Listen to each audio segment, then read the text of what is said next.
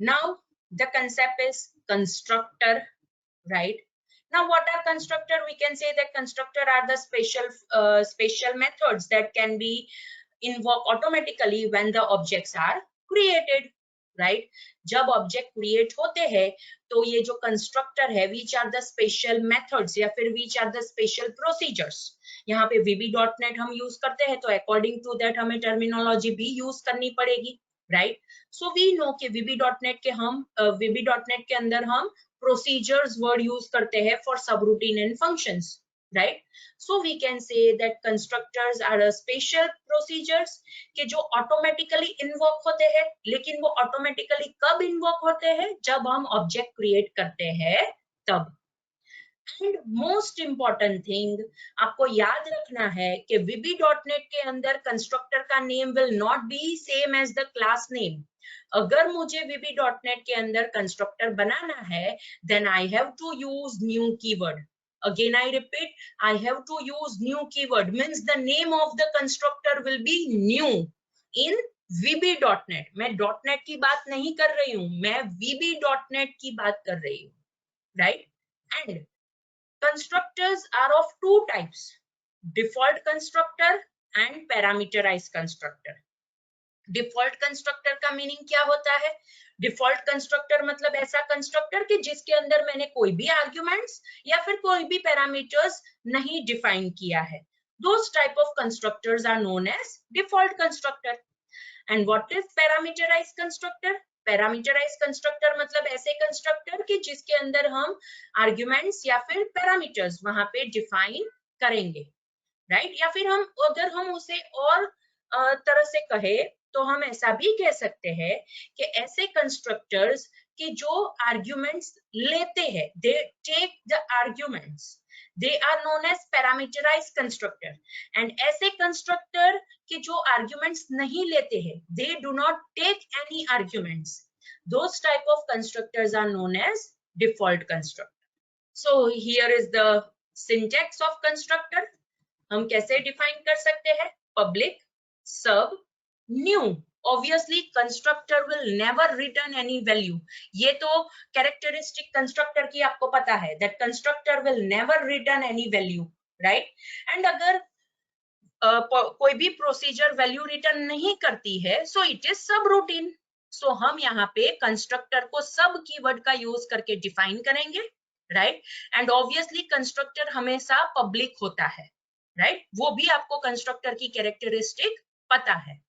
सो यहाँ पे हमने पब्लिक एक्सेस मॉडिफायर यूज किया, सब कीवर्ड यूज किया, after that new keyword use किया. ऑब्वियसली टू डिफाइन कंस्ट्रक्टर हमें यहाँ पे न्यू कीवर्ड का यूज करना पड़ेगा, and with in parenthesis optional argument list, because अगर डिफॉल्ट कंस्ट्रक्टर है तो आर्गुमेंट लिस्ट नहीं आएगा, पैरामीटराइज कंस्ट्रक्टर है तो ऑब्वियसली वहां पे आर्गुमेंट लिस्ट आएगा.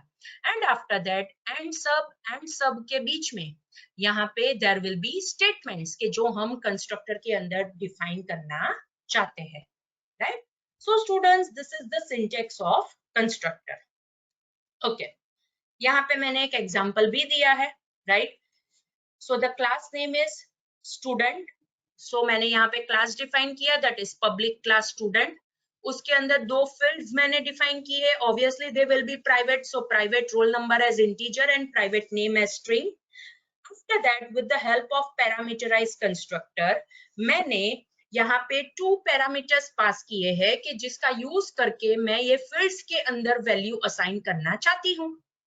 So that is public sub new, that is constructor definition. After that with in parenthesis first parameter मैंने पास किया है RNO, which will be obviously of integer data type, and second parameter is NM, which will be of string data type. So मैंने RNO की value roll number field में assign कर दी, and NM की value मैंने name field के अंदर assign कर दी, right? So students, this is how के हम कैसे कंस्ट्रक्टर का यूज करके मोर प्रिसाइज पैरामीटराइज कंस्ट्रक्टर का यूज करके कैसे फील्ड्स के अंदर हम वैल्यू असाइन कर सकते हैं. अगर हम क्लास के अंदर कंस्ट्रक्टर डिफाइन करते हैं, then obviously it is used to initialise the member of the class, कि जब हम ऑब्जेक्ट क्रिएट करेंगे तब.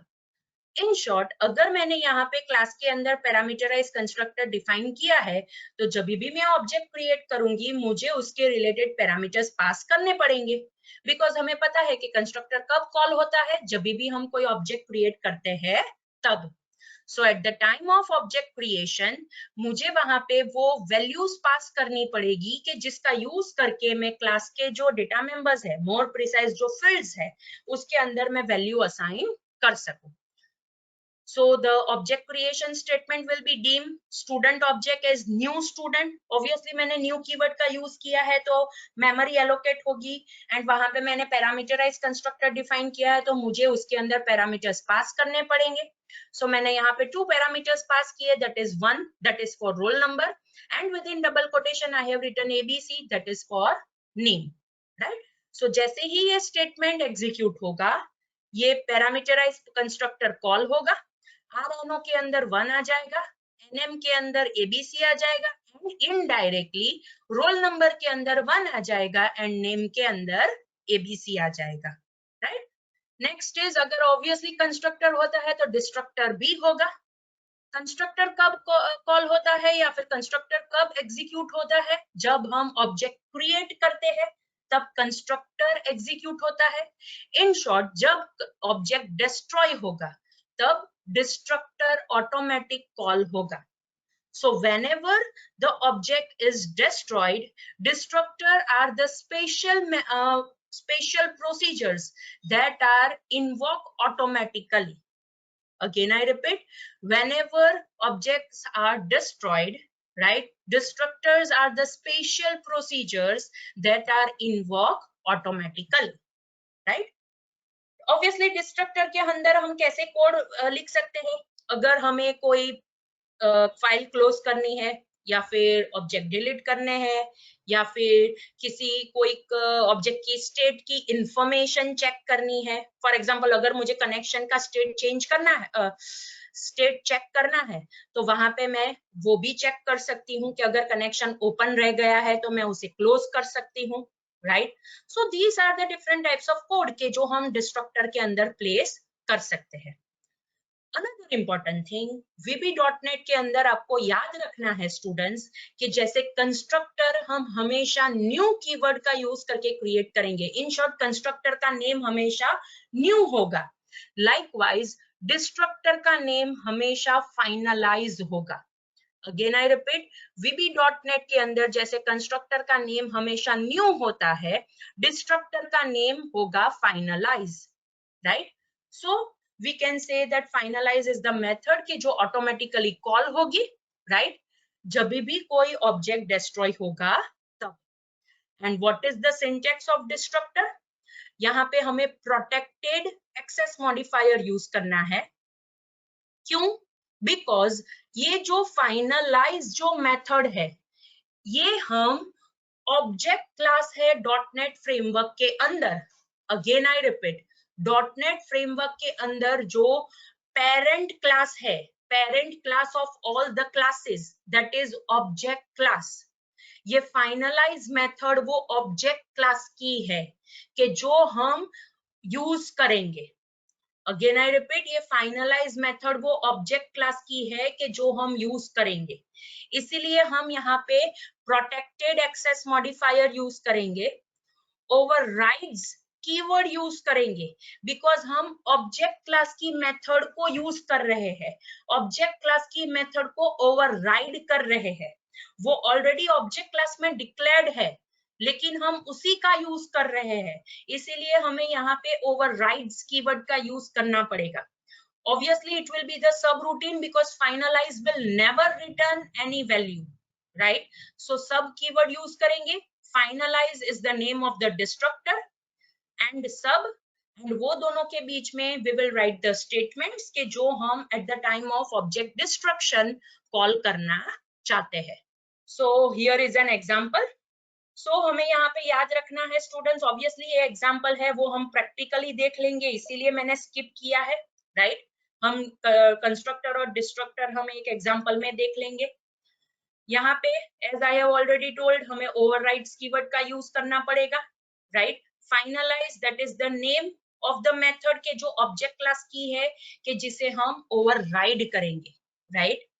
एंड ये पर्टिकुलर मेथड का यूज करके हम क्या कर सकते हैं, अगर हमें कोई ऑब्जेक्ट को डिस्ट्रॉय करना है, ऑब्जेक्ट के डिस्ट्रक्शन के वक्त अगर हमें कोई ऑब्जेक्ट का स्टेट चेक करना है, या फिर मेमोरी डीएलोकेट करनी है, रिसोर्सेज को डीएलोकेट करना है, इंटरनेट से डिस्कनेक्ट करना है, राइट, या फिर हमें दूसरे ऑब्जेक्ट्स को इन्फॉर्म करना है कि भैया ये ऑब्जेक्ट डिस्ट्रॉय हो रहा है। सो ये सारे टास्क हम डिस्ट्रक्टर के अंदर कर सकते हैं, right. So let's see a practical example, right. हम प्रैक्टिकल एग्जांपल देख लेते हैं।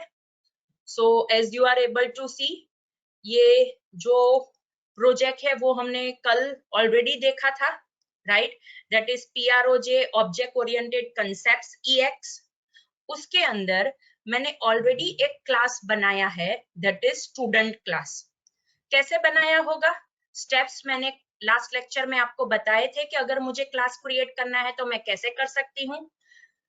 Right click on the project within solution explorer, add new item, left panel में से मैं कोड सिलेक्ट करूंगी, मिडल पैनल में से मैं क्लास सिलेक्ट करूंगी एंड क्लास का नेम दूंगी मैं स्टूडेंट, एंड ऐड बटन के ऊपर क्लिक करूंगी तो मुझे टेम्पलेट मिलेगा। टेम्पलेट के अंदर होगा that is public class student, ये लिखा होगा, एंड बाय द एंड लिखा होगा and class.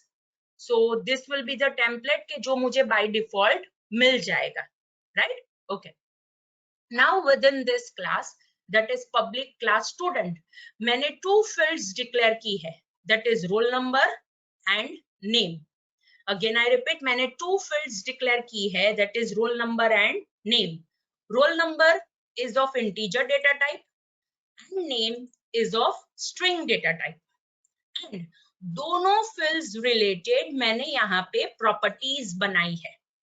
And the name of the property that is related to roll number is P roll number, and the name of the property that is related to name is P name, right? So यहाँ पे roll number field है, उसके related मैंने यहाँ पे property define की है, that is P roll number.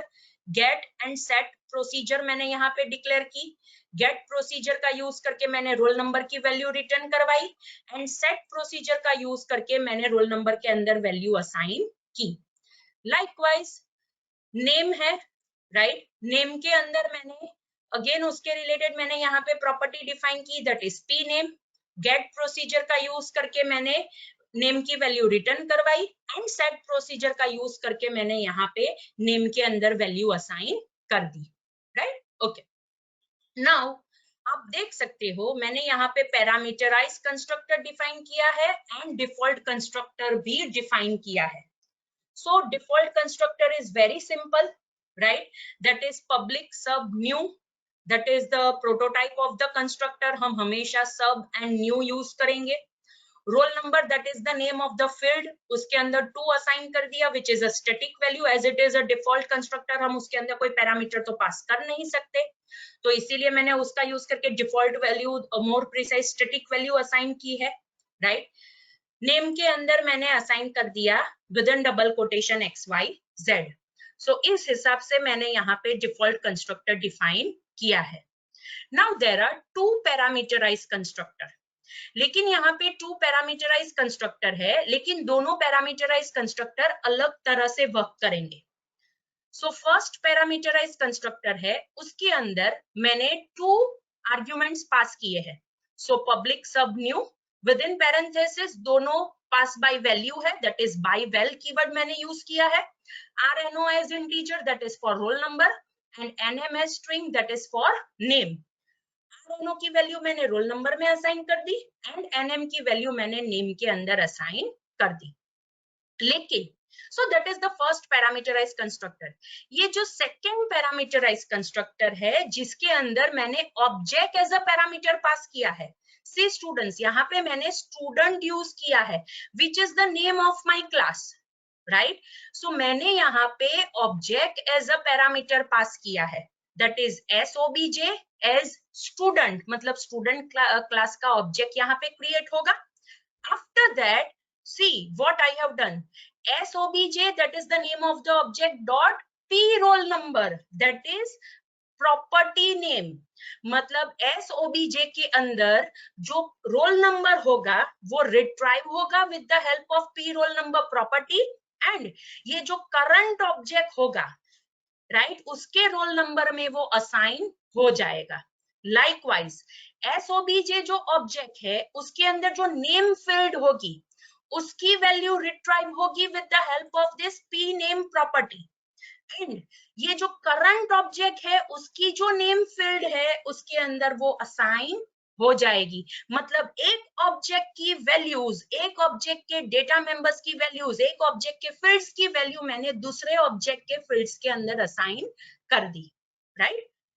And by the end यहाँ पे हमने डिस्ट्रक्टर भी डिफाइन किया है, that is protected, overrides, sub, finalise, it is a destructor, and उसके अंदर सिर्फ मैंने बिप मेथड कॉल की है कि जो जहां से हमें बिप साउंड मिलेगा, राइट। ओके, नाउ ये क्लास को यूज करने के लिए मैंने यहाँ पे एक फॉर्म बनाया है, राइट। फॉर्म के ऊपर simple as you are able to see label place किए हैं, that is for roll number and name. Text box की वैल्यू मैंने टेक्स्ट बॉक्स की नेम प्रॉपर्टी मैंने असाइन की है, that is TXTRNO for roll number, TXT name for name text box you are already able to see within property window, and after that मैंने यहाँ पे 3 buttons बनाए हैं। One is for default constructor, second is for parameterized constructor, and third is for parameterized constructor लेकिन जो object है वो, right, जिसके अंदर object as a parameter है वो, right। Okay, now obviously button की क्लिक इवेंट के ऊपर मुझे ऑब्जेक्ट्स क्रिएट करने पड़ेंगे। सो फर्स्ट इंपॉर्टेंट थिंग, मैंने यहाँ पे फॉर्म के अंदर पहले तो एक ऑब्जेक्ट क्रिएट किया है। अगेन आई रिपीट, फॉर्म के अंदर मैंने एक ऑब्जेक्ट क्रिएट किया है and the name of that object is dStud। New keyword का यूज किया है तो ऑब्वियसली मेमोरी एलोकेट हो जाएगी। आफ्टर दैट डिफॉल्ट बटन की क्लिक इवेंट पे मैंने ये जो dStud है उसके अंदर P roll number that is property का यूज करके मैंने दोनों की वैल्यू रिट्राइव की है, that is role number and name, and message box के अंदर उसे डिस्प्ले कर दिया। मतलब ये जब स्टेटमेंट कॉल होगा तो डिफॉल्ट कंस्ट्रक्टर कॉल होगा, बिकॉज मैंने यहाँ पे कोई भी वैल्यू पास नहीं की है, तो डिफॉल्ट कंस्ट्रक्टर के अंदर हमने असाइन किया है दैट इज 2 and XYZ। सो वो 2 and XYZ यहाँ पे ये मैसेज बॉक्स का यूज करके डिस्प्ले हो जाएगा, लेकिन वो वैल्यू कैसे रिट्राइव हुई? P role number and P name that is the name of the property. After that वो जो पैरामीटराइज कंस्ट्रक्टर है जिसके अंदर हमने पास किया है 2 पैरामीटर्स, वो कॉल करने के लिए मैंने यहाँ पे ये जो सेकंड बटन है उसकी क्लिक इवेंट के ऊपर मैंने यहाँ पे पहला ऑब्जेक्ट क्रिएट किया that is pStud, and obviously मुझे अगर पैरामीटराइज कंस्ट्रक्टर कॉल करना है तो मुझे यहाँ पे 2 पैरामीटर्स पास करने पड़ेंगे। सो वो 2 पैरामीटर्स की वैल्यू कहाँ से आई? ऑब्वियसली ये टेक्स्ट बॉक्सेस में से आएगी कि जो जिसके अंदर यूजर वैल्यू एंटर करेगा। सो रोल नंबर को मैंने इंटीजर में कन्वर्ट कर दिया एंड नेम मैंने एज अ पैरामीटर पास किया, मतलब pStud ऑब्जेक्ट क्रिएट होगा लेकिन उसके अंदर वैल्यू कहाँ से आएगी? ये टेक्स्ट बॉक्स में से आएगी, एंड वो पैरामीटराइज कंस्ट्रक्टर का यूज करके वो वैल्यू असाइन हो जाएगी जो यहाँ पे है, right. Okay, bye the and मैंने P role number and P name that is the name of the property उसका यूज करके pStud ऑब्जेक्ट की वैल्यू डिस्प्ले कर दी। एंड जो थर्ड बटन है कि जिसके अंदर मुझे पैरामीटर एज एन ऑब्जेक्ट पास करना है, उसके अंदर मैंने क्या किया? ऑब्वियसली oStud नेम का मैंने यहाँ पे ऑब्जेक्ट क्रिएट किया and eight the time of object creation मैंने dStud जो ऑब्जेक्ट मैंने यहाँ पे ऑलरेडी क्रिएट किया है वो मैंने पास कर दिया। इन शॉर्ट ये जो पैरामीटराइज कंस्ट्रक्टर है वो कॉल होगा जिसके अंदर ऑब्जेक्ट एज अ पैरामीटर है, राइट। एंड आफ्टर दैट मैंने again P role number and P name property का यूज करके राइट मैंने oStud ऑब्जेक्ट के अंदर इनडायरेक्टली dStud की जो वैल्यू होगी वही यहाँ पे डिस्प्ले होगी, बिकॉज मैंने oStud ऑब्जेक्ट dStud ऑब्जेक्ट पे से क्रिएट किया है। तो मुझे यहाँ पे भी वैल्यू मिलेगी 2 and XYZ कि जो हम यहाँ पे डिफॉल्ट कंस्ट्रक्टर का यूज करके हमने वहां पे क्रिएट किया था, right. So let's execute. So as you are able to see यहाँ पे फॉर्म रन हुआ पहले हम डिफॉल्ट कंस्ट्रक्टर कॉल करते हैं और डिफॉल्ट कंस्ट्रक्टर के लिए तो कोई वैल्यू की जरूरत नहीं है, तो डायरेक्टली हम ये फर्स्ट बटन के ऊपर क्लिक करेंगे। सी डिफॉल्ट कंस्ट्रक्टर कॉल हुआ, डी स्टूड ऑब्जेक्ट क्रिएट हुआ, जो आप यहाँ पे फॉर्म के ऊपर देख सकते हो, राइट। यहाँ पे ये डी स्टूड ऑब्जेक्ट कॉल हुआ, क्रिएट हुआ मोर प्रिसाइज, एंड उसके अंदर डिफॉल्ट कंस्ट्रक्टर का यूज करके वैल्यू हमने असाइन की थी 2 and xyz, जो ये मैसेज बॉक्स का यूज करके उसने हमें डिस्प्ले करके दिया। ओके, अब ऑब्वियसली पैरामीटराइज कंस्ट्रक्टर को कॉल करना है तो हम यहाँ पे वैल्यू असाइन कर देंगे। सो 1 and abc मैंने यहाँ पे वैल्यू असाइन की।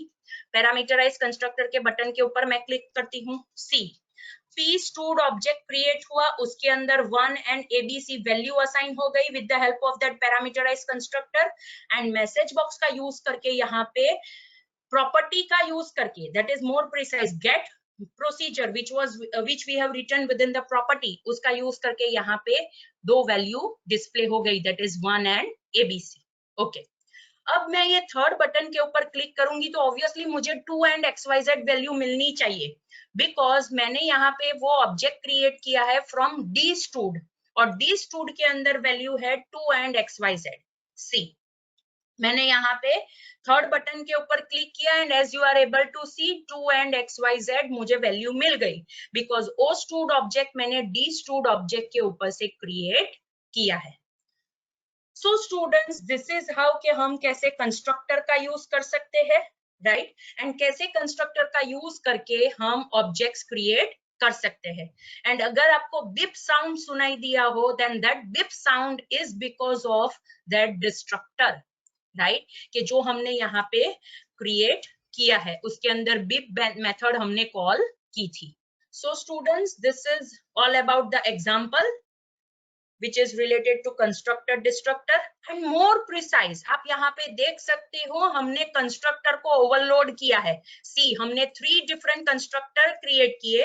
फर्स्ट कंस्ट्रक्टर जिसके अंदर कोई पैरामीटर नहीं था, सेकंड कंस्ट्रक्टर के जिसके अंदर हमने 2 वेरिएबल्स पास किए, एंड थर्ड कंस्ट्रक्टर के जिसके अंदर एज एन पैरामीटर हमने पास किया, दैट इज एन ऑब्जेक्ट। सो हमने यहाँ पे कंस्ट्रक्टर को भी ओवरलोड किया, right? So that is the concept of constructor overloading. Again I repeat, that is the concept constructor overloading, right? Okay, so students, this is all about today's lecture। अगर आपको कोई doubt है तो आप मुझे पूछ सकते हो।